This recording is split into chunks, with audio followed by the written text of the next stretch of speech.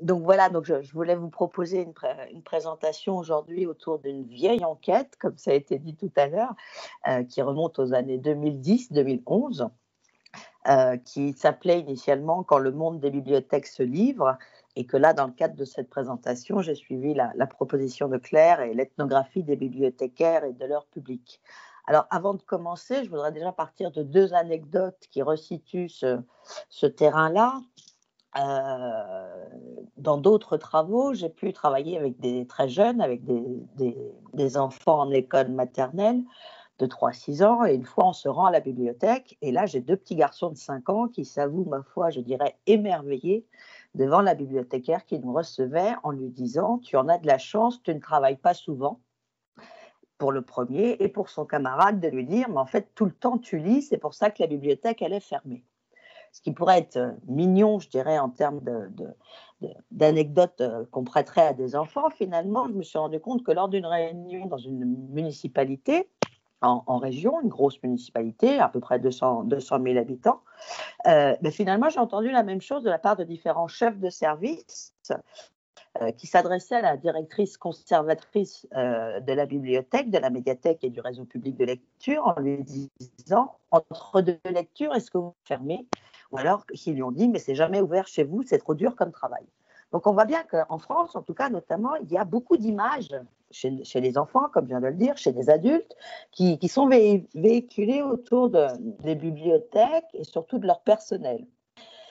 Beaucoup d'images qu'on pourrait aussi appeler fantasmes, stéréotypes, caricatures, mais qui à la fois en même temps attestent certes d'une méconnaissance des activités qui sont menées au sein des bibliothèques, en même temps ils prouvent aussi que cet univers-là fait partie d'un inconscient collectif puisque beaucoup de représentations lui sont accolées. Finalement, je dirais, on a assez peu de stéréotypes sur le boulanger, il y en a sans doute, mais c'est assez peu partagé, alors que sur la bibliothèque, si vous interrogez n'importe qui dans la rue, tout de suite, il y a certaines images qui vont venir. Donc, je voulais insister aussi sur d'autres types de paradoxes qui existent, à savoir que la bibliothèque en tant que telle, avec un grand B, donc la bibliothèque en tant qu'espace, lieu imposant, est très souvent démesurée. C'est un espace où le livre va être mis en scène, un lieu qui va aussi imposer du prestige. On pensera à tous nos rois, tous les responsables des religions qui étaient entourés d'une bibliothèque très très conséquente, un espace de savoir bien sûr. Alors que de plus en plus, à l'heure actuelle, on est sur aussi une vision, je dirais, très imposante, mais retravaillée différemment. C'est-à-dire qu'à l'heure actuelle, on est beaucoup plus sur de la transparence, avec toutes ces bibliothèques, avec le verre qui est omniprésent, ou, comme le disent certains, la ville finalement rentre dans la bibliothèque, ou l'inverse, la bibliothèque sort dans la ville avec ses grandes baies vitrées. Donc on pensera à Delft, par exemple, aux Pays-Bas, ou à la médiathèque de Reims, la médiathèque Falala, qui en fait, la médiathèque est tout en verre et elle est juste en face de la cathédrale, ce qui fait qu'à certains moments de la journée, vous avez la cathédrale qui se reflète dans la bibliothèque. C'est très, très impressionnant. Autre paradoxe, finalement, pour nous, une bibliothèque, ou dans l'imaginaire collectif, on va dire, une bibliothèque, ce sont des livres. Ce sont des vieux livres, des incunables, ce sont des collections patrimoniales, ce sont des livres au maître linéaire. Alors qu'en fait, de plus en plus, et depuis plusieurs années, décennies, on se rend compte qu'une bibliothèque, finalement, ça va être de la musique, ça va être des formats même qui n'existent pas physiquement dans la bibliothèque, mais qui sont uniquement numériques. On se rend compte aussi que dans les bibliothèques, médiathèques, avant, je dirais, l'image du travail sérieux, assis, silencieux était omniprésente. De plus en plus, on trouve des sections jeunesse avec des enfants, des sections jeunesse avec des parkings à poussettes, par exemple, c'est assez intéressant. On trouve aussi de plus en plus de tablettes ou de postes de télévision avec des fauteuils pour s'asseoir, pour regarder de la musique, ou regarder un film. Et on a aussi de plus en plus de consoles et de jeux vidéo. Tout ça aussi dans un esprit, je dirais, de créer des espaces de détente. La bibliothèque Troisième Lieu, et notamment en 2010, dans le contexte où j'ai préparé cette enquête, c'était un sujet un peu, je dirais, sexy, un peu porteur. La bibliothèque Troisième Lieu, voilà, était assez forte. Autre paradoxe, avant, quand on cherchait un livre dans des petits casiers avec une petite fiche qui était remplie à la main. euh, cartonné, rangé, bien rangé d'ailleurs. Quand on cherchait le livre, la cote était indiquée en bas du livre. Et il y avait tout un système de référence pour aller, quand vous étiez physiquement à la bibliothèque, pour vous rendre, la cote d'Eway, pour vous rendre dans ces allées interminables où étaient classés vos livres, alors que de plus en plus, vos livres, ou tous les supports que vous voulez consulter, vous les trouvez en ligne. En ligne, bien sûr, sur les catalogues des bibliothèques, catalogues de votre bibliothèque, de bibliothèques qui partagent entre elles. On pensera aussi, par exemple, au catalogue de la BU, de plus en plus. On a aussi des portails à l'heure actuelle qui nous proposent autre chose que des livres. On pensera par exemple à Gallica avec la BNF. Et puis aussi toutes ces bibliothèques, ces grandes bibliothèques, petites et grandes, je dirais, elles sont aussi sur tous les réseaux sociaux. Donc, voilà, on a par exemple le Facebook de la BPI ou des choses comme ça. Donc autant, je dirais, dans l'imaginaire collectif, le lieu patrimonial et culturel qu'est la bibliothèque jouit d'une aura positive, d'une image qui est très bénéfique. À l'inverse, ces personnels, eux, sont très, très fréquemment caricaturés. On va nous présenter, alors là, je dirais, quand on va nous présenter, c'est la littérature, ce sont les tableaux, ce sont tous les arts qui, mis en scène, nous apportent une image de ce que serait le bibliothécaire. Généralement, c'est un érudit un peu austère, ou voire un savant fou. Ce sont des gens généralement qui n'aiment pas le bruit, hein, on y reviendra par la suite. Ce sont des gens qui lisent toute la journée, donc sous-entendu qui ne travaillent pas, des gens un peu spéciaux d'ailleurs. Hein. Ce sont aussi des représentants d'une culture lettrée, d'une culture élitiste, de petits exemples. Toujours sur cette idée d'imaginaire collectif, le bibliothécaire, les trois quarts du temps, est une bibliothécaire. Hein, donc, quelque part, on pourrait crier avec force, mais où sont les hommes? En tout cas, à cette époque-là, il y a encore une dizaine d'années. Et cette surreprésentation féminine nous amène à des traits récurrents dans la représentation, en tout cas, de ces femmes, à travers les publicités, à travers des campagnes de publicité, d'ailleurs, des bibliothèques elles-mêmes, où on voit des femmes qui sont généralement d'un certain âge, avec un chignon, avec des lunettes, avec des vêtements qui sont je dirais, peu à la mode. Hein. Vous verrez sur les slides, il y en a qui ont des très jolies blouses, voilà. Et puis des femmes qui vivent qu'entre elles. Donc quelque part, c'est un petit peu louche. Et on verra d'ailleurs. Merci beaucoup. On verra d'ailleurs que même pour les enfants, voilà, là vous avez une description Lego d'une bibliothécaire. Ou bien sûr, la première description, c'est chute, hein, puisque la bibliothécaire, vous voyez, elle a un petit cardigan, elle a un petit gilet, elle a des lunettes. Bon, elle n'est pas forcément avenante comme ça. Autre caricature très, très présente pour illustrer le métier de bibliothécaire, c'est cette prédominance du chute. Comme je vous le disais tout à l'heure, dans une bibliothèque, le silence est d'or, je dirais, puisqu'il faut que les œuvres s'expriment, il faut que soi-même on vienne là pour travailler. Donc finalement, il faut faire respecter le silence. Alors on va faire chute avec son doigt, on va faire chute avec des écriteaux. Et donc là, vous avez une petite figurine qui a été en vente très longtemps aux États-Unis, avec donc cette bibliothécaire où si on lui appuie sur le bouton dans le dos, son bras se déplace et fait chute. Les bibliothécaires eux-mêmes mettent en scène très souvent comment dire, ces caricatures. Et là, je vous propose, c'est un exemple comment dire, de diapo qu'on trouve très souvent. Voilà ce que mes amis pensent que je fais, ce que mes parents pensent, ce que la société pense, ce que les usagers pensent, ce que moi-même je pense faire et en réalité ce que je fais. Donc vous voyez qu'il y a vraiment, je dirais, en termes de représentation et d'image sociale, d'image dans nos têtes collectivement partagées, vous voyez qu'on est quand même sur quelque chose d'assez fort. Et puis toujours dans cette idée de professionnels qui eux-mêmes surfent sur ces stéréotypes et les retravaillent. On pensera par exemple, et là je vous avoue que je l'ai découvert aujourd'hui, hein, il y a une fédération française des bibliothécaires tatoués et piercés. Voilà, donc qui se présente de manière beaucoup plus cool et plus avenante, hein, d'après leurs termes, que les autres bibliothécaires, a priori. On pensera aussi aux bibliothécaires geeks, c'est-à-dire que si à l'heure actuelle, geek, c'est très tendance, c'est top connecté, c'est le symbole d'une modernité. Pendant fut un temps, le geek, c'était finalement quelqu'un qui était plus ou moins considéré comme un ringard, un solitaire, qui était intéressé par des objets ou par des dispositifs qui n'intéressaient pas forcément les autres et qui était généralement très mal habillé. Donc, il continue à être mal habillé, mais maintenant, il est tendance. Voilà.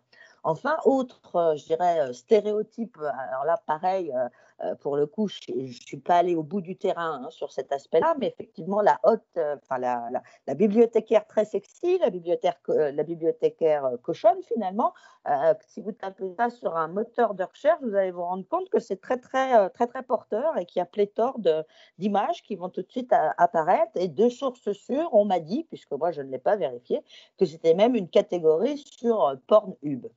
Donc, tout ça pourrait être, je dirais, assez comment dire, amusant de revenir de la sorte sur ces stéréotypes. Mais ces stéréotypes, à part entière, font partie de l'image que la société française se représente du métier de bibliothécaire. Et en même temps, je vous dis, il y a ce paradoxe qui est très fort entre le lieu bibliothèque, qui à l'inverse est très connoté de manière ultra positive, ultra légitime, lieu de conservation, une diffusion du patrimoine. Et à l'inverse, on voit une profession qui, elle, est complètement, je dirais, raillée, moquée, ou en tout cas qui est présentée sur des attributs assez neutres. Donc avant de commencer réellement, je dirais, mon propos, je voulais, voilà, comme vous indiquer que c'était une enquête que j'avais faite il y a 10 ans. Donc là, je voudrais vraiment remercier Claire de son invitation, puisque ça m'a fait faire un retour un peu introspectif, décentré. Donc c'est assez rare comme vraiment. Effectivement, comme il a dit, c'est une enquête qui date un peu, mais je suis à peu près persuadée que les traits ou les tendances observées se sont sans doute amplifiés, mais pour partie étaient déjà présents ou présentes. Donc, ça a été une étude, en fait, qui a voulu travailler justement sur les stéréotypes, stéréotypes à la fois de la société française, à travers les arts, à travers les médias, par exemple, mais les stéréotypes qui sont aussi réemployés, à mon sens, par les professionnels. Donc ça, il y avait toute une partie de l'étude qui était sur ça. Et ensuite, il y a eu une immersion, comme tout à l'heure, on disait pour Yael, qui a vécu avec ses collègues conservateurs, par rapport à tout son terrain. Moi aussi, j'ai travaillé donc avec les bibliothécaires pendant 4 mois. Donc pendant 3 mois, j'ai eu un statut de stagiaire. Où j'ai été invitée à aller suivre, voilà. Et par la suite, par contre, je suis revenue à un statut un peu plus chercheur en tant que tel. J'ai donc dû mener des entretiens avec les personnels, à la fois individuels et en groupe. J'ai même été, alors là, ce n'était pas forcément une obligation de l'enquête, mais j'ai logé sur place, c'est-à-dire que la bibliothèque patrimoniale avait un petit studio. Donc, tous les soirs à 19h, avec les alarmes branchées, j'avais 15 mètres carrés qui m'étaient dévolus. Donc, voilà, c'était la première fois que je vivais aussi intensément que ça un travail de terrain. L'idée aujourd'hui, c'est vraiment de faire ce que les maîtres nous ont appris, c'est-à-dire un peu de vous présenter une arrière-cuisine où j'aime beaucoup cette image de Bruno Latour, de cette idée de la mouche sur le mur, c'est-à-dire un peu expliquer ce que fait un ethnologue qui regarde des professionnels qui travaillent. Alors toujours pour revenir sur cette étude, elle n'est pas née comme ça non plus par hasard. De par mon cursus en supérieur, je dirais, j'avais toujours travaillé peu ou prou autour des pratiques de lecture du livre. Tout d'abord avec un mémoire sur les situations d'illettrisme, ensuite avec un doctorat sur les pratiques des grands lecteurs, où j'avais fait beaucoup d'observations en librairie et en bibliothèque. J'ai bénéficié aussi d'un poste d'ATER pendant 1 an à l'ENSIB, qui est quand même la maison, on va dire, maison mère, bibliothécaire et conservateur en France. Et j'avais aussi fait une enquête sur les 3-6 ans et les pratiques de lecture. Donc j'avais tout un faisceau d'images, je dirais, autour de ce monde-là, sans forcément le connaître bien. Et encore moins, je dirais, je connaissais encore moins ce qu'était l'anthropologie ou la sociologie professionnelle. Et puis, dans le cadre d'un appel à projet, comme c'est souvent le cas quand on est, à l'époque, en tout cas, jeune docteur et qu'on cherche à manger, voilà, on répond à des appels à projet. Et en ce temps-là merveilleux des années 2010, on avait ce qu'on appelait la mission à l'ethnologie, ministère de la Culture. Et là, je voudrais faire une petite dédicace à Christian Autain, qui en a été le responsable, et qui donc avait avait travaillé sur une commande autour d'une thématique qui, à l'époque, était peu traitée, celle des métiers du patrimoine, mais sous un angle ethnologique. Donc, l'idée était vraiment de saisir les mutations des pratiques professionnelles que connaissaient alors les acteurs du patrimoine. Donc, il y a eu aussi des conservateurs qui ont été enquêtés de souvenirs. Je crois qu'il y avait aussi des gardiens de musées qui ont dû être enquêtés. Enfin, il y avait différentes enquêtes qui ont été lancées sur le même appel à projet. Donc, pour moi, il a été question d'obtenir le point de vue des agents bibliothécaires sur leur propre métier et d'observer leur quotidien, mais un quotidien qui est très souvent méconnu. Le contexte aussi, c'est qu'il parlait énormément de mutations profonde de nouveaux métiers. Donc, on s'était demandé est-ce qu'il y avait une urgence à enquêter éventuellement. Et puis, en 2010, on était aussi beaucoup sur des constats avec les pratiques culturelles à l'ère numérique. Enfin, on voyait bien que voilà, la culture transmédiatique, que le numérique prenait de plus en plus de place dans nos univers. Donc, on s'est interrogé par rapport à tout ça. Donc l'enquête, elle a eu lieu en région, dans un réseau de lecture publique, à Reims, pour être précis. Donc en fait, il y avait 7 bibliothèques ou médiathèques, il y avait 3 bibliobus, il y avait 114 agents, donc je suis donc restée 4 mois en continu, j'ai fait une quinzaine d'entretiens et j'ai jamais autant écrit de ma vie puisque j'ai réussi à faire 4 cahiers de terrain. Je tiens à dire que pour une fois, j'ai réussi à les tenir et dans le cadre de cette préparation, je suis retombée sur certains passages qui m'ont fait beaucoup rire, donc une fois de plus, merci Claire. Donc, moi, j'étais vraiment partie dans l'idée de vous présenter un peu les dispositifs déployés pour l'observation. Donc, en fait, j'étais affectée à tous les services qui ont bien voulu m'accueillir. Donc, en fait, j'ai fait section jeunesse, j'ai fait littérature, j'ai fait DVD, j'ai fait musique en interne, donc ce qu'on appelait la maison mère, c'est-à-dire la médiathèque centrale de Falala, mais également à la bibliothèque patrimoniale, Carnegie. J'ai fait une tournée avec le bibliobus et puis je suis allée dans les annexes qui étaient situées dans les quartiers. Je participais aux réunions de la direction, aux réunions de service, aux pauses déjeuner, aux pauses cigarettes, aux moments festifs et au désherbage. Donc finalement, je me suis mise un petit peu, de façon bien modeste, dans la peau d'une bibliothécaire. En parallèle, il y a eu un gros investissement donc, sur de la lecture en sociaux ou en anthropologie professionnelle.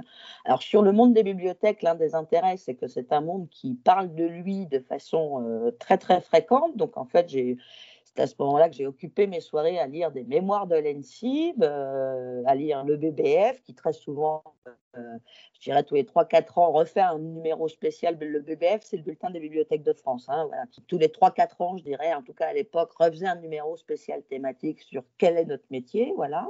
Et puis, j'ai aussi travaillé, j'ai eu aussi pour approche de regarder la sociologie professionnelle d'autres métiers pour justement essayer de pouvoir prendre des combines, des petites astuces pour faire réellement le travail. Donc, on retiendra notamment qu'à cette époque-là, en tout cas, il y en avait, les travaux que moi j'ai trouvés étaient beaucoup orientés sur des métiers de service public finalement. Et je reste un peu persuadée aussi que la thématique qui était la mienne, le monde des bibliothèques, finalement, si on prend la police, les enseignants, le personnel infirmier, on retrouve aussi certaines hésitations quant à une identité professionnelle mise à mal par rapport au fait que la fonction publique en elle-même est aussi de plus en plus mise à mal. En parallèle à ces lectures et à ce terrain in situ, je dirais, j'ai aussi énormément étudié les sites et les blogs de professionnels. Donc, à l'époque, on n'était pas sur des chaînes YouTube et les réseaux sociaux étaient quand même nettement moins présents. Donc, j'ai beaucoup travaillé sur des blogs, puisque l'idée aussi était de développer une anthropologie visuelle avec l'idée que les mœurs étaient en images et que donc il fallait essayer d'étudier tout ce qui apparaissait. Donc, les dispositifs déployés pour cette observation, je viens de vous les définir. Maintenant, en soi, on est d'accord que ça ne va pas suffire, puisqu'en fait, la principale nécessité, c'est celle de se faire accepter. Ce n'est pas simple, ça va demander du temps, il va falloir lever l'ensemble des doutes de l'ensemble des gens qui sont en face de vous. Et être réellement stagiaire. C'est-à-dire qu'une fois qu'avec avec la conservatrice directrice de l'établissement, il a été décidé de dire que je serais stagiaire, j'ai réellement fait, je dirais, l'ensemble des postes de service public en accueil aux bornes. J'ai travaillé effectivement, je vous dis, dans un bibliobus, j'ai réceptionné tous les colis, j'ai répondu aux usagers, je me suis fait crier par des usagers également. Donc voilà, il a fallu endosser les habits et je dirais, pour le coup, réellement faire le métier, comme disent les. Il a fallu c'est-à-dire faire et se regarder faire. Typiquement, quand vous faites l'accueil au service public, le retour ou les prêts, ben, vous êtes obligé de faire le prêt, par exemple, d'un ouvrage ou d'un DVD, et en même temps, vous cherchez, vous, à comprendre ce qui se joue derrière. Donc là, on est vraiment dans l'action, mais en même temps dans une réflexion pour vous dire qu'est-ce que je suis en train de faire exactement. Il s'agissait aussi d'écouter et de consigner rapidement les propos. Alors ça peut paraître très trivial, mais au tout début, quand on arrive sur un terrain, en tout cas c'est ma pratique à moi, vous ne sortez pas votre cahier pour prendre en note. Vous ne sortez pas forcément votre appareil photo non plus. Donc là, typiquement, j'allais assez régulièrement aux toilettes, soit pour écrire vite fait sur mon carnet, ou éventuellement me faire des post-it. Donc c'est une étude qui a été beaucoup conduite grâce aux post-it, j'en avais partout. Et puis, il fallait regarder partout, regarder tout le temps, regarder les interactions aussi, c'est-à-dire celles où moi j'y étais, où moi j'étais présente, j'étais éventuellement actrice. J'observais aussi beaucoup tout ce qui se passait autour. Donc, je veux dire que ça a été un terrain avec une intention qui était très forte, et ce terrain-là était réellement intense en tant que tel. Après, il y avait aussi cette notion d'évolution dans le temps, et je trouve que c'est peut-être aussi un point commun avec les deux présentations qui ont été faites avec moi. Les tout débuts d'un terrain, c'est jamais simple. Et puis, au fur et à mesure des jours, des mois que vous passez avec le public qui était, finalement, il y a aussi donc proximité qui va vous aider dans le fait qu'on va répondre à vos questions. Et puis j'ai aussi remarqué ça, pardon, que plus vous restez présent, plus finalement les personnes vont d'elles-mêmes finalement par la suite aborder des sujets avec vous. C'est-à-dire qu'elles-mêmes, elles vont se mettre à réfléchir ou à se poser des questions sur ce qu'elles font. L'idée, par exemple, de l'acceptation par les bibliothécaires, même si je n'ai jamais été rejetée par l'ensemble des professionnels qui étaient à Reims, c'est-à-dire 114 agents, l'idée qu'ils travaillent, enfin en tout cas qu'ils répondent à mes questions, était sur la base du bénévolat. Mais au tout début où on m'a présenté, là je vous ai mis quelques exemples, pourquoi le ministère de la Culture s'intéresse à nous? Ils ont quoi en tête? Vraiment, ils veulent faire quoi? Ils veulent faire quoi de ton enquête?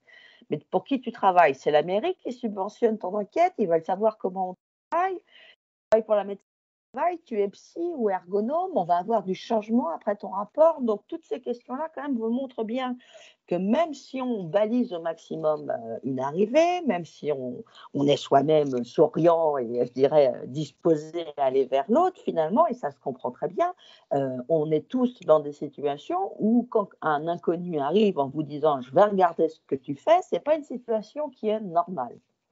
Donc, en tout cas, à Reims, quand moi j'y suis allée, il y avait vraiment la peur d'un audit, puisqu'il y avait un réel audit qui se passait sur le bibliobus, voilà, avec un cabinet d'experts parisiens. Donc, effectivement, mon arrivée, un peu de façon concomitante, a pu créer certains doutes chez certains personnels. D'autres ont manifesté un intérêt à jouer le jeu, à me montrer leur métier ou à répondre à mes questions en pensant que derrière, j'allais faire des préconisations pour améliorer le travail, ce qui n'est absolument pas mon rôle. Et puis, je dirais, de manière plus générale, je pense que les bibliothécaires ou le monde des bibliothèques est relativement habitué à être enquêté. Ils ont souvent des stagiaires bibliothécaires, conservateurs. Donc finalement, c'est pas quelque chose, c'est pas un monde qui est hermétique à l'idée même de la présence d'autrui, un autrui qui est quand même inconnu. Autre exemple, même si j'ai été stagiaire pendant 2 mois, à un moment, il a fallu que je reprenne réellement les outils de l'ethnologue ou du sociologue. Je leur ai proposé des mots,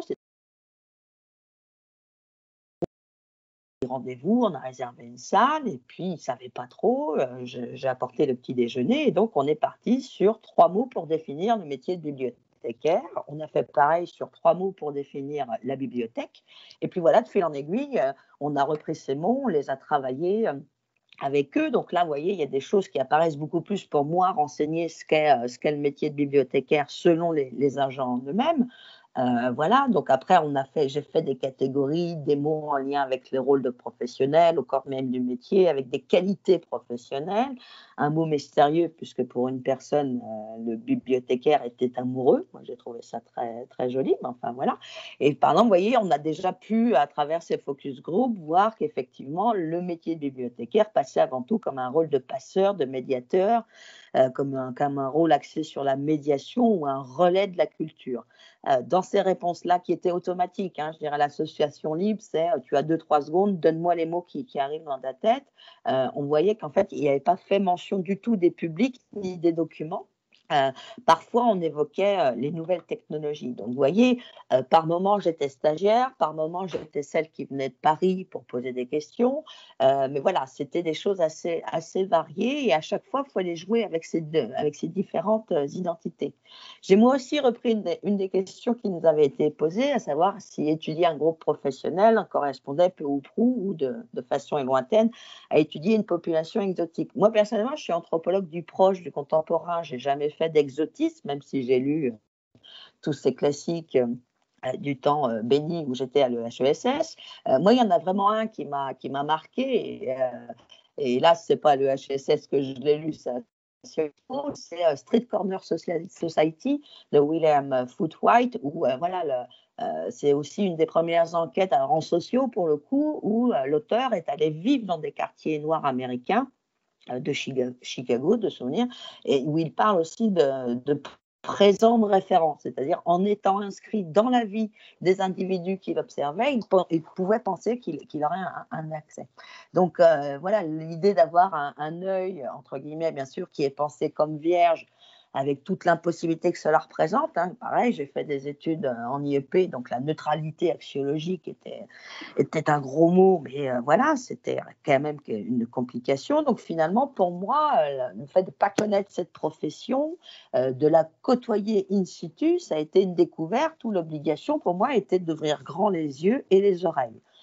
J'ai aussi découvert en faisant le travail qu'en fait finalement il ne fallait pas ouvrir les yeux et les oreilles, il fallait aussi énormément y mettre les mains, puisque bibliothécaire pour moi, avant toute chose, c'est un métier physique, et on y reviendra tout à l'heure.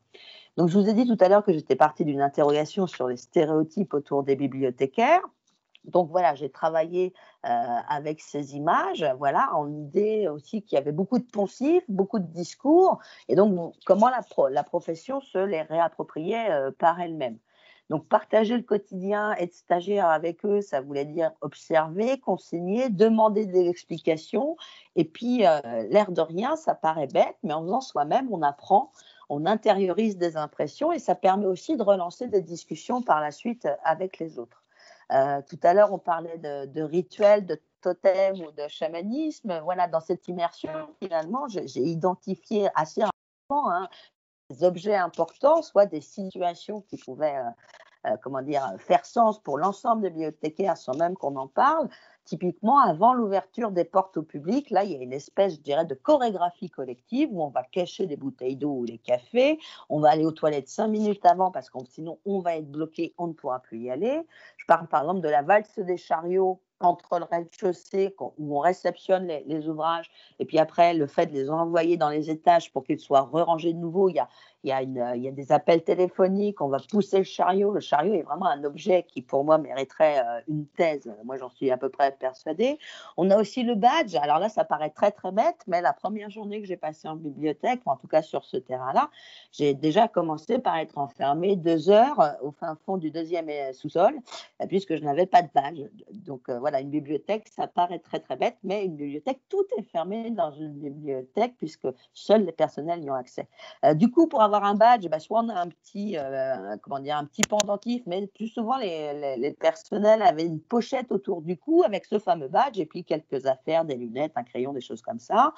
Autre, pour moi, rituel ou en tout cas, méthode intrinsèque ou de l'identité, une espèce d'ADN, c'est la classification d'Ewey, et surtout dire que la classification d'Ewey est tout à fait un truc normal et que quand même ne pas comprendre une classification d'Ewey est quelque chose qui n'est pas normal. La signalétique aussi très très importante dans une bibliothèque, et là aussi on notera, enfin moi en tout cas j'étais très étonnée de voir combien ces professionnels ont une attention très très forte à la signalétique, ce qui pour eux d'ailleurs souvent paraît très naturel mais qui ne paraît pas naturel pour les usagers. La pause déjeuner aussi, l'air de rien, il y a toute une étude qui indique finalement on est bibliothécaire, on mange avec sa montre, c'est-à-dire que ce sont les temps forts, le temps de vie de la bibliothèque, de la médiathèque, qui vont faire les pauses en fait que vous pouvez vous accorder. Et c'est vrai que voilà, sur ces pauses déjeuner-là, c'était assez étonnant de voir que les 10 minutes avant l'ouverture au public, tout d'un coup, il y avait aussi une accélération extrême parce que tout le monde devait se rendre libre. Et puis après, alors là, c'est parce que moi, j'avais un tout petit peu ce regard-là en venant de l'ETSIB, le bulletin des bibliothèques de France contre le livre hebdo. Donc, et là, je vous cite, comment dire, un enquêté. Les conservateurs lisent le BBF. Nous, sur le terrain, on pratique livre hebdo. C'est pas le même regard. Donc là, une fois qu'on a compris ça, on a bien compris ce en tant que tel. Donc finalement, c'est vrai que j'ai pris cet exemple-là sur la pause déjeuner avec une proposition que j'avais faite de note de terrain, mais c'est vrai que le bibliothécaire donc, mange avec une montre et il est réellement soumis au rythme de l'établissement et de l'accueil des usagers. Et finalement, là, je me rapprochais aussi de Nicolas Hatzfeld qui a travaillé au sein d'une usine. Finalement, c'est pas parce que je venais observer des professionnels sur leur pratique professionnelle qu'il fallait bien sûr que je me coupe de tous ces moments de pause, de ces moments qui n'étaient pas liés au travail, mais où effectivement il y avait ce que lui il appelle des moments de reprise d'eux-mêmes, de mise à distance de l'organisation. Et c'est vrai que pour moi, travailler aussi pendant ces pauses déjeuner, c'était assez intéressant.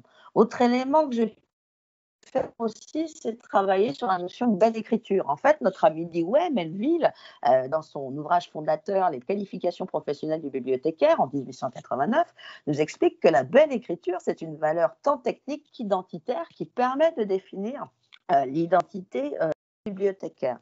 Donc, au tout début du terrain, voilà, j'ai cherché, pour le coup, j'ai traqué des exemples de traces écrites, puisqu'en fait, on était quand même, en 2010, avec quand même une présence déjà des écrans un peu partout, mais on avait quand même encore le cahier, comme le livre d'or de la médiathèque, où on voyait il y avait des commentaires avec un conservateur voilà, qui répondait. On avait aussi le deuxième image, c'est le cahier des demandes des usagers pour avoir accès à certains documents, hein, un peu sous une forme de commande. Donc là, vous verrez, je ne sais pas si on voit bien, mais voilà, la personne qui a lu, qui a commenté au nom de la bibliothèque, a joué quelque peu au professeur, puisque Harry Potter a été corrigé, les S manquants ont été corrigés, donc c'était aussi assez rigolo de dire que finalement, la belle écriture, elle passait aussi sur une bonne connaissance de l'écriture. Après, vous avez ce petit tableau, alors maintenant, je vous rassure, hein, tout est électronique, on a un joli tableau, mais là, c'était le responsable de la médiathèque qui, tous les matins, écrivait à la main d'une belle écriture hein, l'ensemble des activités ou informations qu'il fallait savoir. Et puis, le dernier élément, là, c'était un casier avec des petites cartes qui étaient, pareil, manuscrites. Et en fait, c'était pour les empreintes DVD. Et d'ailleurs, il y a eu une polémique en interne à la médiathèque qui était de savoir est-ce qu'il fallait qu'on me montre ou pas ce casier, pour certains, ça ne faisait pas pro de me montrer ce truc-là, puisqu'effectivement, c'était vraiment, je dirais, un objet qui était réutilisé depuis plusieurs années. Et finalement, comme la bibliothécaire qui se chargeait de ce secteur-là au tout début, comment dire, n'était pas du tout férue d'informatique. Donc, elle a continué à avoir son classement là. Donc, il y avait déjà, je dirais, des difficultés en interne. Mais effectivement, une jeune collègue à elle, au tout début, a dit ne prends pas ça en photo, ne dis pas qu'à la bibliothèque de Reims, on a des choses comme ça. Donc, c'était assez intéressant. Après, on m'a demandé, toujours dans le cadre de cette présentation, si les bibliothécaires formaient une culture homogène. Alors ça, c'est à mon sens quelque chose de très, très délicat. On n'a pas un métier, mais des métiers de bibliothécaire. Et de plus, c'est une profession qui travaille avec les technologies nouvelles. Donc, de fait, elle est soumise à l'apparition assez régulièrement de nouveaux métiers pour accompagner ces aspects-là. On pensera, par exemple, là, j'avais mis l'apparition en 2011 de ce qu'ils appelaient le monsieur vidéo à la demande à la médiathèque de Falala. Alors, c'était assez drôle parce qu'il y avait une partie des personnels bibliothécaires, livres et CD qui le rejetaient, puisque déjà, pour commencer, il avait commencé initialement comme un emploi jeune. Alors, pour certains bibliothécaires, c'était même pas compréhensible qu'il soit encore là. Il avait fait des formations et il avait obtenu ses concours. Hein. Ce n'était pas du tout un emploi fictif. Et en plus, pour beaucoup de bibliothécaires à l'époque, la vidéo, ça représentait. D'autres nous disaient qu'ils travaillent plus avec le service informatique qu'avec nous. Alors, ce qui était vrai, puisqu'à l'époque, en 2010, en fait, il s'est trouvé que la médiathèque avait passé un accord avec Arte pour avoir des supports de films, sauf que les pare-feux mis en place par la municipalité de Reims empêchaient qu'en fait on puisse accéder sur le site de la bibliothèque à l'offre d'Arte. Donc, c'était assez intéressant de voir aussi ce genre de réunion. La community manager, pareil, plusieurs bibliothécaires ne l'ont même pas comprise. Donc, pourquoi une bibliothèque est-elle sur les réseaux sociaux? On est l'unique réseau social. Ça, c'est aussi quelque chose qui revient assez souvent et même dans plusieurs campagnes de pub, on retrouve cette idée puisque j'avais noté cette citation-là. Google peut vous donner 100 000 résultats, un bibliothécaire peut vous donner le bon. Voilà, on est quand même sur toujours des petites tendances comme ça. Donc finalement, on a une explosion des métiers. Certains dans la littérature grise parlent de métiers en miettes, d'autres utilisent le terme tout court de tecker, puisqu'en fait les supports, les médias sont tellement multiples autres que le livre, quoi. Et j'aime beaucoup cette parole d'Anne Cupiac, qui est aussi une grande experte du monde du livre, hein, qui dit qu'il est quasiment impossible de rendre compte de la diversité des activités du bibliothécaire à l'aide d'un seul verbe, alors qu'un médecin soigne, un mécanicien répare et un professeur enseigne. Donc on voit que c'est assez délicat de pouvoir définir réellement si cette communauté de bibliothécaires est assez homogène, à mon sens, elle est vraiment éclatée. En même temps, il y a des récurrences, et là je retrouve certains propos de tout à l'heure avec cette prédominance du féminin. Alors j'ai recherché hier, mais je n'ai pas trouvé le nouveau rapport de l'IGB, mais enfin en 2008, le taux de féminisation était quand même de 68%, donc voilà. Parce qu'aujourd'hui, plus d'hommes, notamment parce que par rapport à des besoins qui sont liés aux nouvelles technologies, mais là je suis en train moi-même d'utiliser un stéréotype sexué comme vous le voyez, donc c'est assez délicat, mais moi je mets ma main à parier quand même qu'il y a plus d'hommes à l'heure actuelle dans le monde des bibliothèques. Pour moi, ce qui fédère l'ensemble de ce groupe-là, c'est le fait qu'on est passé d'un métier qui était centré uniquement sur le livre à une variété de métiers qui, elles, sont maintenant, je dirais, qui concernent les services. C'est-à-dire qu'on est vraiment dans de la... Avant, on était dans de la prescription, dans une culture lettrée, dans la reproduction d'un modèle culturel légitime. Donc, on est passé, je dirais, on s'est déplacé du livre au service et du coup, les métiers ont accompagné ça. Donc, on est sur vraiment la prédominance de la médiation, et ça, je pense que c'est commun à tout le monde. Et tout à l'heure, j'entendais bien qu'il y avait des concurrences dans la présentation d'Yael, qu'il y avait des concurrences entre les différents acteurs.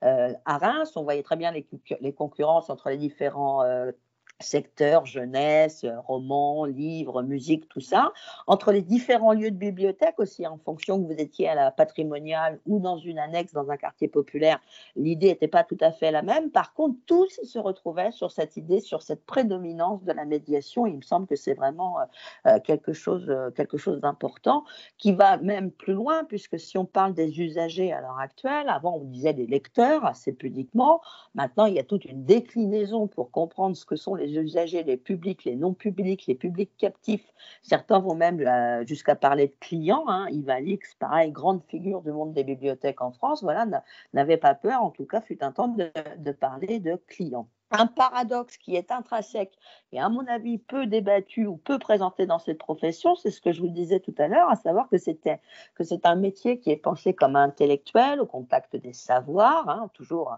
cette prédominance du livre, ou en tout cas de la connaissance, si on va plus loin à l'heure actuelle, mais à l'inverse, un métier qui est qui est déjà principalement physique. Vous n'arrêtez pas de manipuler, de pousser, de porter, de ranger, de filmer des livres avec du plastique, de passer sous une douchette, vous marchez. Je pense que je ferai mon enquête à l'heure actuelle, j'aurai la montre connectée pour savoir combien de pas j'ai fait dans une journée. Je n'ai jamais autant marché de ma vie. Et donc il y a vraiment ce premier paradoxe qui est un impensé du métier. Et d'ailleurs, il y a toute une partie de l'étude où on demandait aux nouveaux arrivants, aux nouveaux professionnels, quelle a été un peu la découverte de leur métier. Et en ce sens-là, c'était assez frappant parce que même les jeunes qui avaient suivi des formations n'avaient aucune idée de ce qu'allait être leur métier. Ça nous a apparu très, très intéressant. Donc, il y a une prédominance du corps, et je dirais en plus un métier qui est pensé ou parfois présenté comme intellectuel, qui à l'inverse, avec des usagers qui ont des besoins très, très pragmatiques. l'une des principales questions à laquelle vous répondez dans une bibliothèque, c'est où sont les toilettes, le photocopieur, le livre, quel est le code Wi-Fi, quels sont vos horaires, hein. Donc là, vous voyez, on est sur des besoins absolument pas philosophiques ou culturels dans le sens noble du terme. Un autre stéréotype pareil qui là est intéressant au sens où l'ensemble de la profession veut lutter contre celui-là et je trouve de manière très très intense, c'est la caricature de l'agent qui est assis et qui ne fait rien. Et d'ailleurs, enfin, au moment des entretiens, tous ont insisté sur cet élément-là. En fait, dernier élément, je dirais, d'une identité professionnelle, c'est cette idée pareille qui n'a pas forcément souvent été mise en avant, c'est l'idée qu'un bibliothécaire ne travaille jamais seul. Un bibliothécaire travaille en groupe sur un projet, dans un service. Les décisions sont toujours prises à plusieurs. Et alors que les présentent toujours comme des êtres solitaires, limite associables, hein. Donc voilà, l'idée c'était quand même ça. Pour avancer un tout petit peu, l'identité professionnelle des bibliothécaires à cette époque-là, en tout cas comme moi je les ai rencontrés et ceux que j'ai rencontrés, avant de me dire ce qu'était leur métier, ils ont tous insisté pour dire ce que ce n'était pas, en tout cas ce qu'ils n'étaient pas. Donc on a une définition finalement en creux ou par la négative, sans répondre directement à ce qu'ils sont.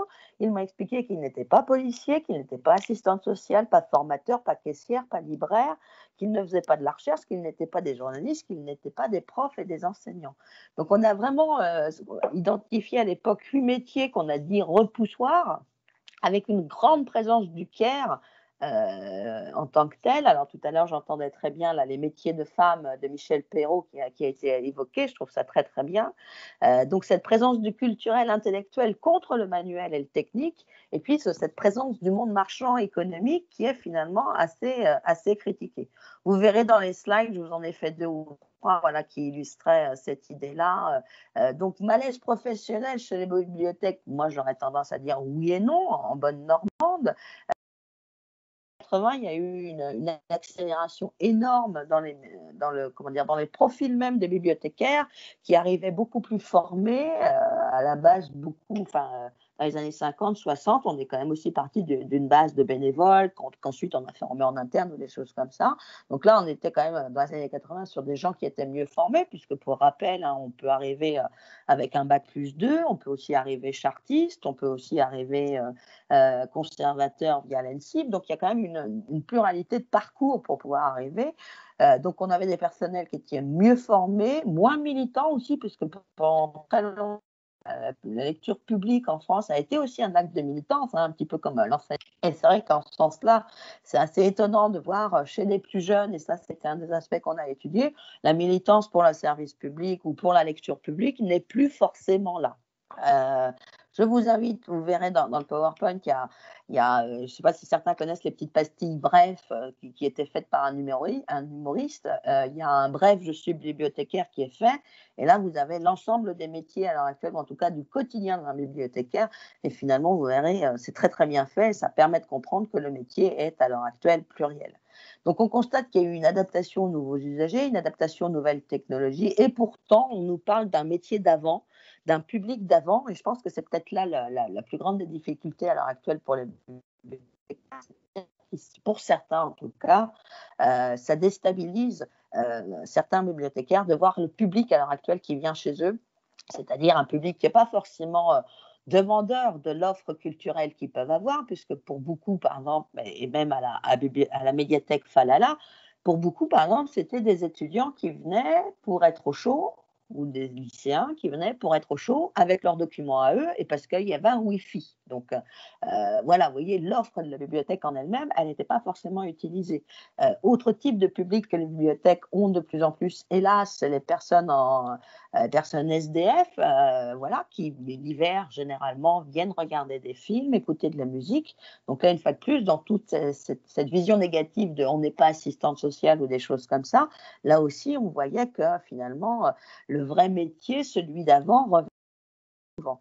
Et tant que le sur l'identité professionnelle nous expliquait que ce sont souvent des idéologies en fait qui sont défensives du métier, qui permettent d'affirmer en même temps je dirais comment dire, qui permettent d'affirmer un désir de métier. C'est parce qu'ils aiment leur métier de bibliothécaire qu'ils cherchent ainsi à le défendre. C'est pour ça aussi qu'on a beaucoup le mythe de la vocation. quand on a fait les enquêtes individuelles avec chacun en reprenant leur parcours, pour tout ce qui était au-delà de 40 ans, les personnels qui avaient plus de 40 ans, on était sur réellement un mythe de la vocation. J'ai toujours voulu faire ça, j'ai toujours aimé les livres. Sur des beaucoup plus jeunes, cette vocation-là, elle n'est absolument pas là, enfin, en tout cas nettement moins, elle teinte nettement moins leurs propos. Ils sont sur des missions de service public, mais nettement moins sur une idée, je dirais, de faire découvrir la culture, comment dire, aux différentes sortes de publics. Et puis, on est quand même une défense du métier face aussi, et c'est dommage, à la politique du chiffre. Moi, quand j'ai fait ça, on était quand même aussi sur une vision du service public, et c'est en ce sens-là que je vous dis, on retrouve aussi finalement un discours qui est latent chez beaucoup de fonctionnaires. Je pense aux travaux sur l'identité des policiers, des infirmières, des enseignants.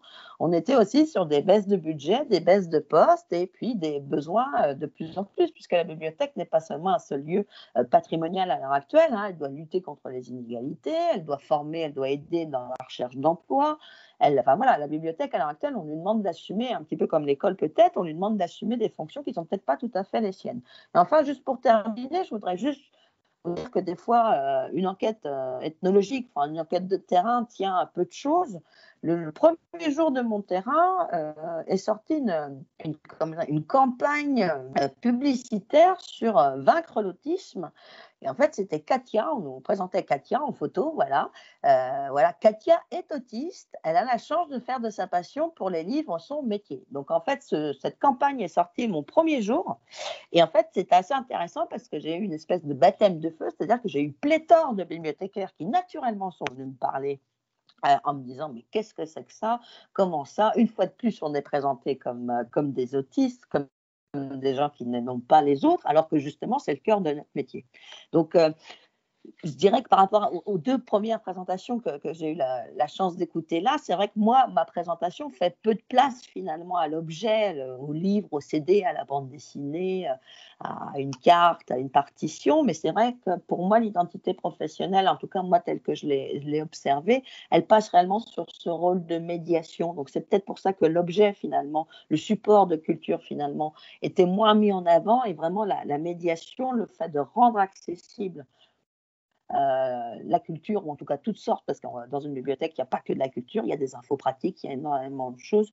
C'est peut-être pour ça aussi que ça se distinguait par rapport aux deux autres collègues qui ont parlé très très bien d'enquêtes de terrain en cours sur des objets patrimoniaux peut-être un peu plus déterminés. Voilà, je vous remercie. Merci beaucoup. Et encore merci pour vous pour ce retour sur une enquête. Pour une vieille ethnologue comme moi, c'est vraiment agréable. Merci beaucoup.